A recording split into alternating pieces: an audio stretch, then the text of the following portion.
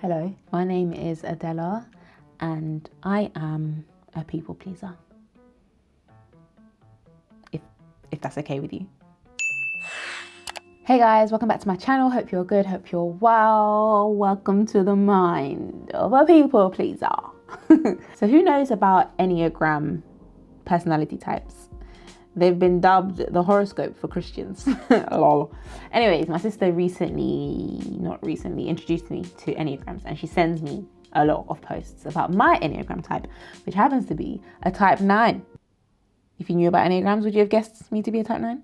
Anyways, type 9 Enneagrams are labeled as the peacemaker, the easygoing, self-effacing type, receptive, reassuring, agreeable, and complacent.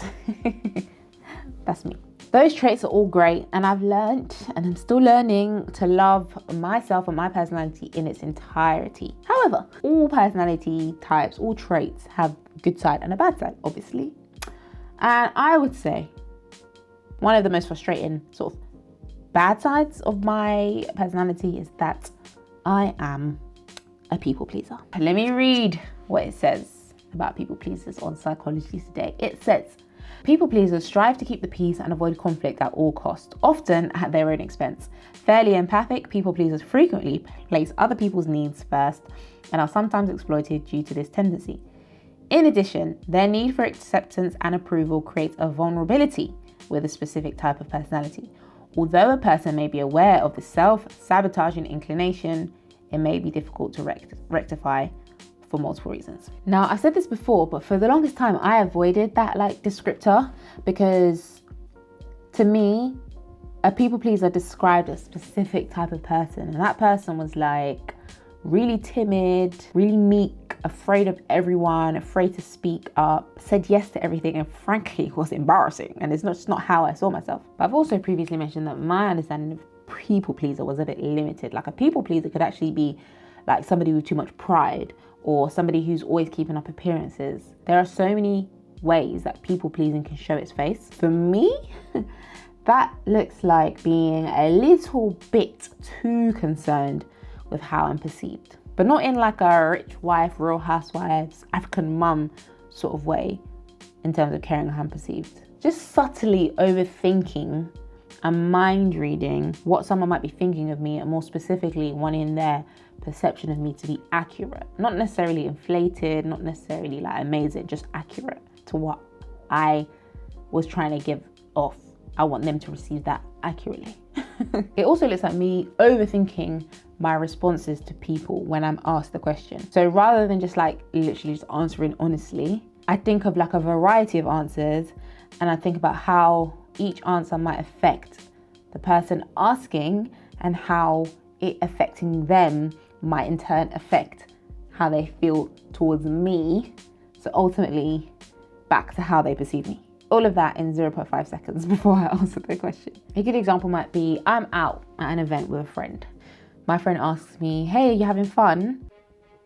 I'm kind of bored, if I'm being honest. But I think, okay, if I say I'm bored, that then puts them in an uncomfortable position, because if it was flipped and I asked my friend and she said she was bored, I would then for some reason take it upon myself to feel like I'm the one that has to fix this and make sure that person is entertained.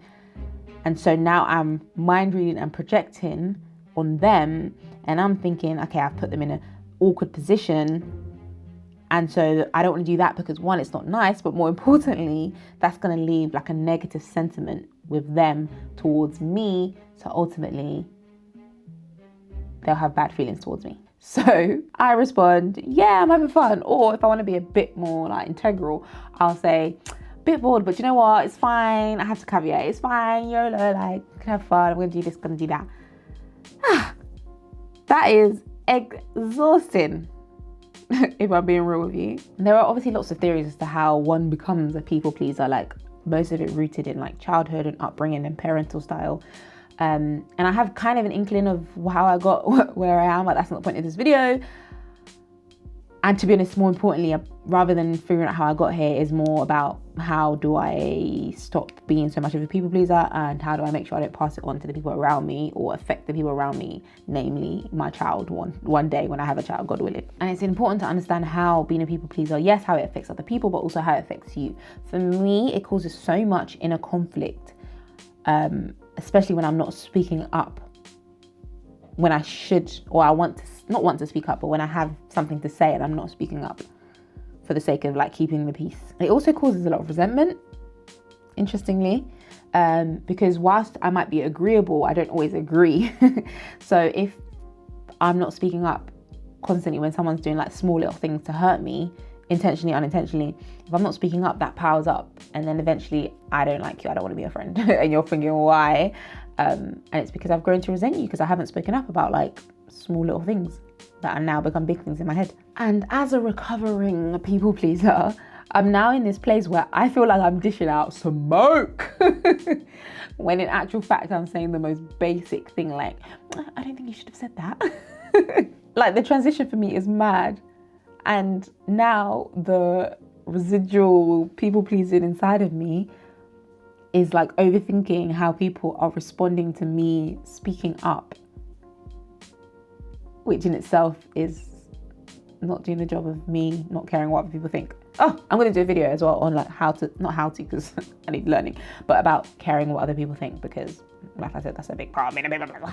And I think, I don't know, any other people pleasers in the comments, let me know. I think when people describe people pleasers as avoiding conflict, what I recently realized is that what's conflict to me is not actually conflict. Like, what I describe as confrontation is not actually confrontation. Like I said, me saying, I don't think you should have said that, my body's like, confrontation, abort. In actual fact, that's just regular conversations that people have with each other.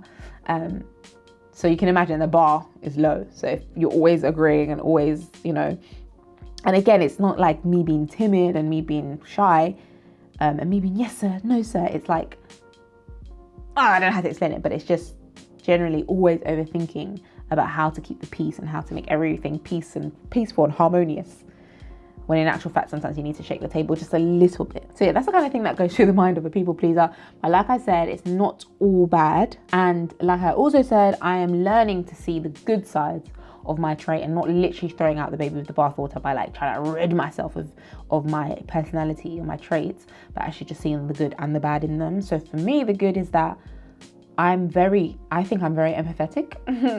I do think about people a lot in terms of like making them feel good, and it allows me as well to see being neutral.